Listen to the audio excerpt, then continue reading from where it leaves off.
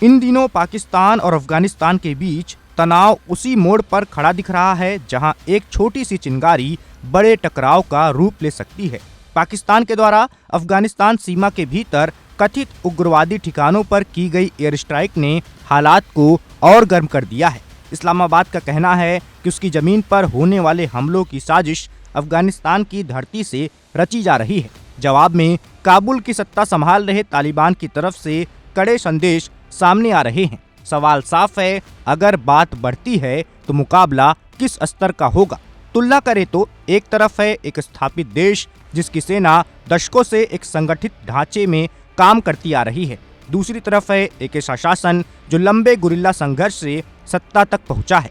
2026 की शुरुआत तक पाकिस्तान की सेना दुनिया की ताकतवर सेनाओं में गिनी जाती रही है। करीब 6.5 लाख सक्रिय सैनिक, मजबूत कमांड स्ट्रक्चर और आधुनिक हथियार इसकी रीढ़ हैं। सबसे अहम बात है कि पाकिस्तान घोषित परमाणु शक्ति है और उसके पास 170 से ज्यादा न्यूक्लियर वारहेड्स बताए जाते हैं। ये क्षमता किसी भी बड़े युद्ध को अलग स्तर पर ले जा सकती है। इसके मुकाबले में तालिबान के पास लगभग 1,70,000 से 2 लाख लड़ाके हैं। संख्या कम नहीं है, लेकिन ये पारंपरिक सेना जैसी पेशेवर ट्रेनिंग और संस्थागत ढांचे से बिल्कुल अलग हैं।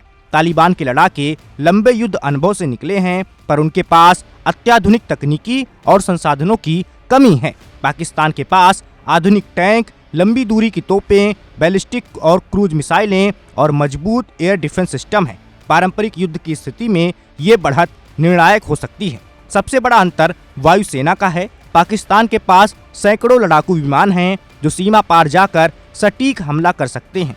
आधुनिक जेट और प्रशिक्षित पायलट उसकी ताकत हैं। दूसरी ओर तालिबान के पास सक्रिय फाइटर जेट बेड़ा नहीं है। अमेरिकी सेना की वापसी के बाद उन्हें कुछ हेलीकॉप्टर और विमान जरूर मिले थे, लेकिन स्पेयर पार्ट्स और तकनीकी विशेषज्ञों की कमी से उनकी हालत कमजोर बताई जाती है। ऐसे में खुले आसमान की जंग में तालिबान की स्थिति कमजोर नजर आ सकती है। फिर भी तस्वीर इतनी सीधी नहीं है। तालिबान के पास छोटे हथियारों का बड़ा जखीरा है। अमेरिकी सेना के छोड़े गए हथियारों में आधुनिक राइफलें, नाइट विजन उपकरण और संचार साधन शामिल हैं। उनके पास सैकड़ों हमवी और बख्तर-1 वाहन भी हैं जो अफगानिस्तान के कठिन भूगोल में तेजी से चल सकते हैं। यही भूगोल तालिबान की सबसे बड़ी ताकत है।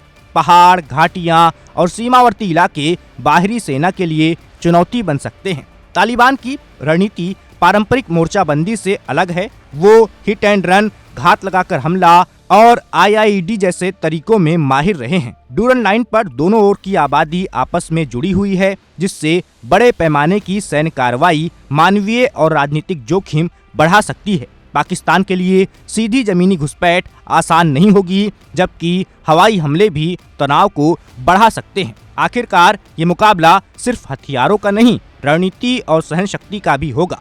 पाकिस्तान की तकनीकी और संसाधन काफी ज्यादा है, वो इसमें आगे है, लेकिन तालिबान अपने इलाके, नेटवर्क और लंबे संघर्ष अनुभव के भरोसे खड़ा हुआ है। अगर हालात काबू में नहीं रहे तो दोनों देशों के लिए ये टकराव भारी पड़ सकता है। अब जब तालिबान ने कह दिया है कि वो पाकिस्तान की एयर स्ट्राइक का बदला लेगा, तो वो कुछ ऐसा हमला कर सकता है पाकिस्तान में जिससे पाकिस्तान की सरकार हिल सकती है। जैसे कोई आत्मघाती हमला हो सकता है, कहीं पर बड़ा बम विस्फोट हो सकता है, या फिर कहीं पर बहुत ज्यादा गोलीबारी हो सकती है। देखना होगा कि तालिबान अब पाकिस्तान से कैसे बदला लेता है।